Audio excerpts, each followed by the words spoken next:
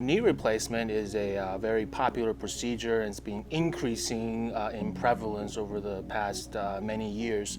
We do knee replacement mostly for knee arthritis. There are some other conditions that we perform them in, but the majority will be for severe knee arthritis.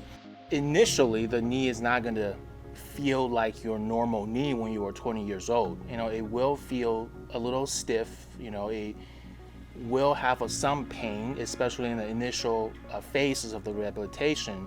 However, if you look at people who are 3 months, 6 months, or a year after, people are getting used to the knee replacement, and those symptoms start to go away. I would say that the knee replacement will never fully feel like your own knee, but its function can be very similar, with the exception of really high impact activities like running or repetitive jumping or any type of high impact sports. There is no consensus on this, but most surgeons would not recommend running on a knee replacement.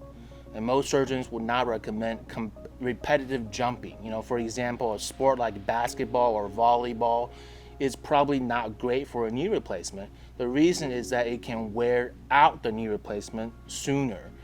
Now, there are plenty of sports you could do, like golf, swimming, walking, biking, tennis, even skiing. So most of the sports and activities are fine to be done on a knee replacement.